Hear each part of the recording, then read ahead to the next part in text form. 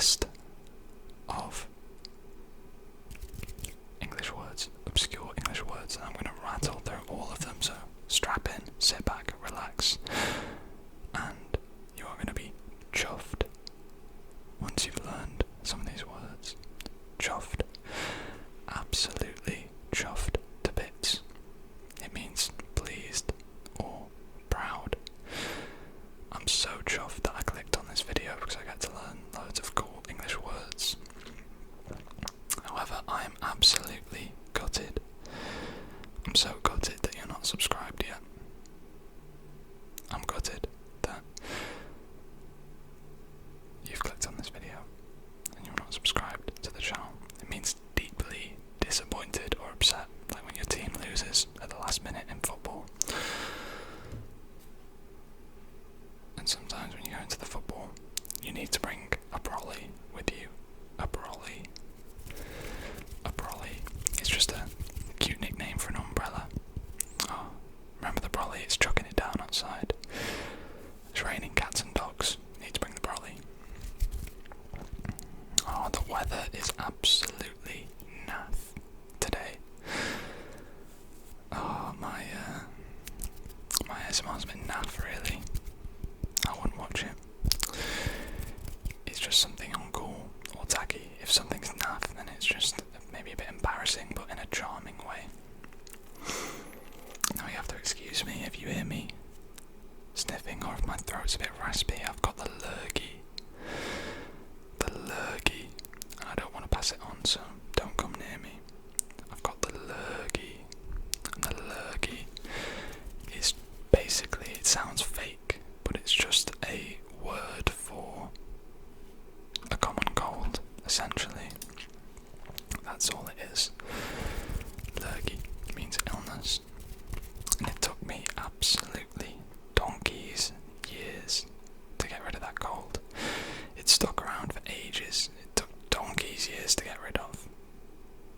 Donkey's years. Completely unrelated to donkeys. Which basically means a very long time. I haven't seen you in donkey's years. Now, if you've got the lurgy, then you might skive off of school. That Rob's ASMR, he's skiving off school again. He's got a little sniffle and he's not bothered to come in. You usually skive off school or work. It just means to skip out of something when you don't really need to. If you've got like a half-assed excuse. Half-assed means low effort. Half-assed excuse. Oh, I only half-assed that test. I probably won't do very well. Half-assed. Half-assed. And I was a bit miffed, actually, that I did terribly on that test. Maybe I shouldn't have half-assed it. I was miffed about the footy result the other day. Absolutely miffed that we didn't win. Just means mildly annoyed or put out. That's a bit miffed. Now, if you're like me and you like to talk a lot, you natter.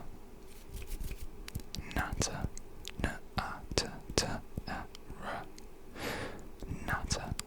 Oh, I'm just popping over to the neighbours for a cup of tea and a natter. Just having a natter. Having a natter. I'm nattering on. It means a friendly chat. I'm having a natter with the neighbours. Oh, that was a bit cheeky. That was a bit cheeky of you. You fancy going for a cheeky pint with the lads? Oh, let's have a cheeky beverage. It's a Friday, might as well. Cheeky means a little bit naughty, but in a playful way. So it's something that, a bit devious, but it's not really that bad. So going for a cheeky pint with the lads. You're gonna have a little bit of fun with the boys. Going out for a drink, an alcoholic drink, usually.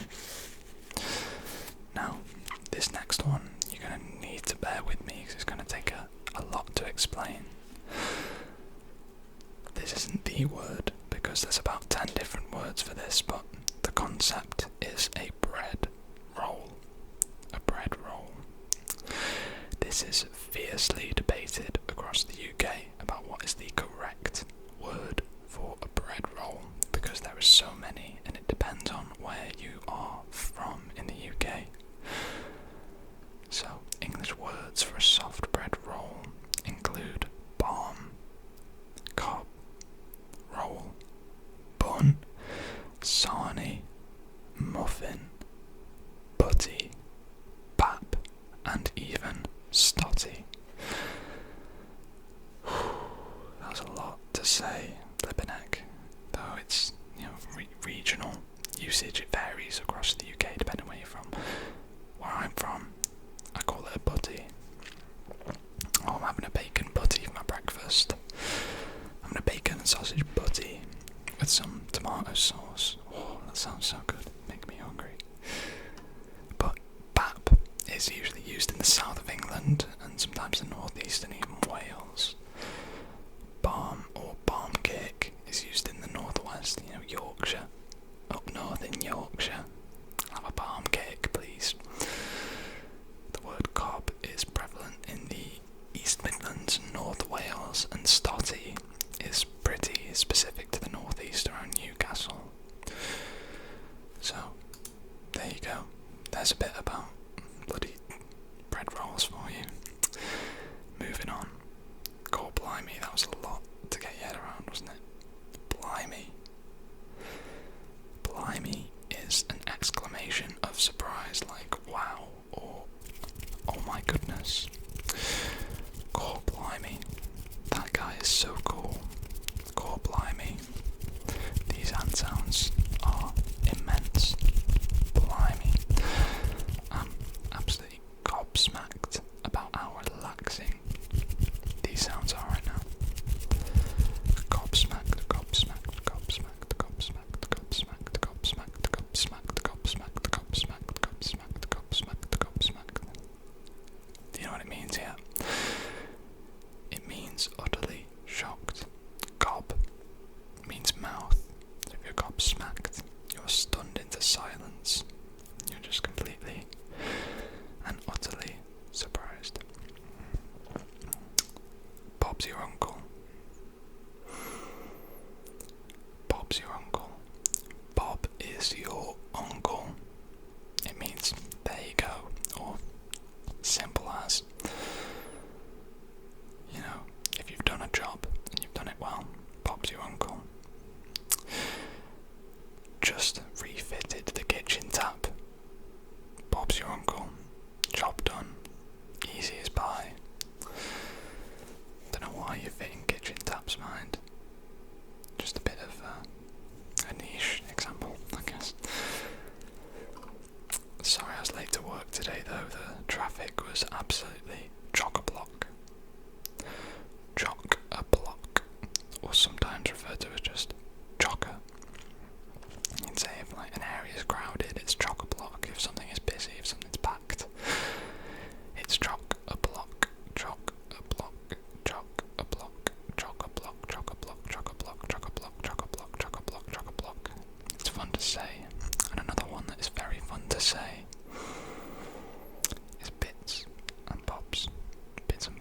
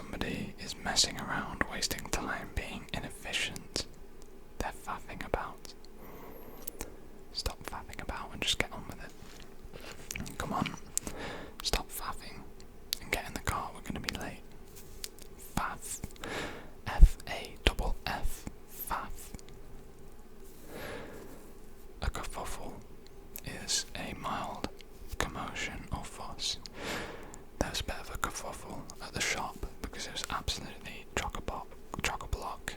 I only went to pick up a few bits and bobs, and eventually we got it sorted. Bob's your uncle. I'm absolutely knackered after even thinking of that sentence. I'm knackered. My brain is worn out. It's knackered. It's completely exhausted. Oh mate, I'm knackered after that. Knackered. Knackered.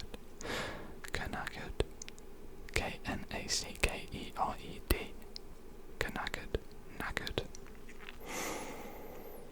Now, if you're having a scran and it tastes fantastic, you describe it as bugger.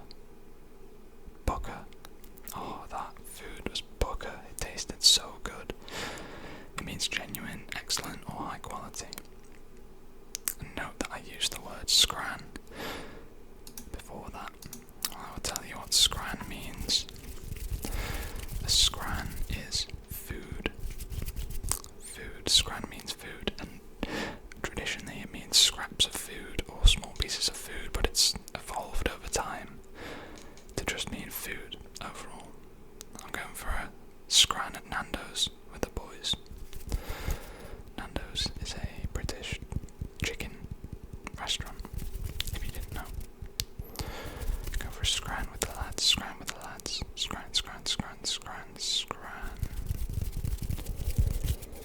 Up next, stop being daft.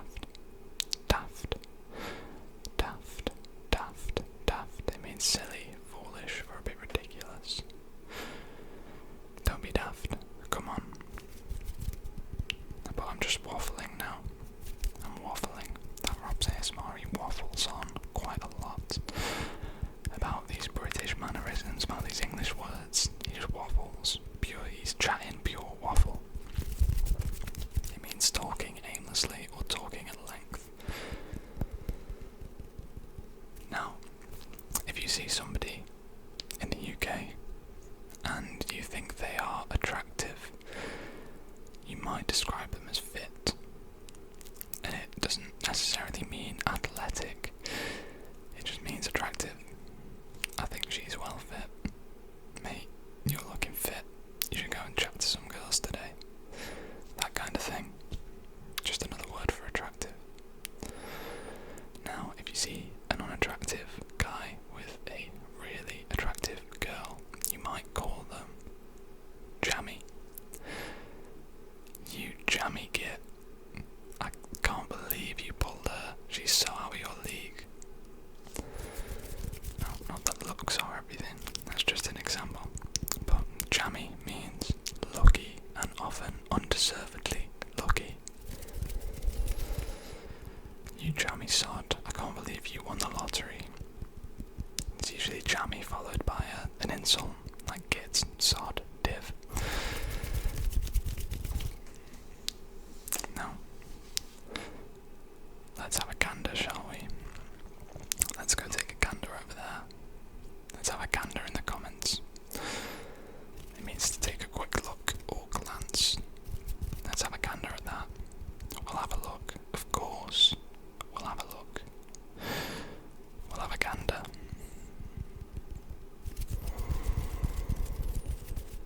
Nah, that's a bit dodgy actually. I wouldn't do that. That kebab looks well dodgy, mate. I wouldn't eat that.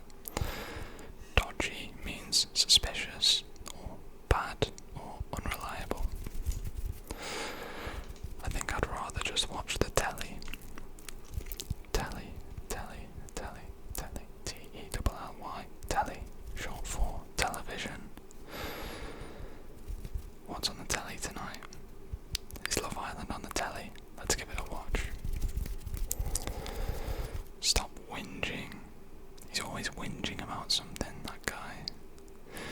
Whinge is to complain or whine in a soft and ongoing way. He's always whinging about something. Now, if something tastes good, you could call it bugger, or you could call it scrummy.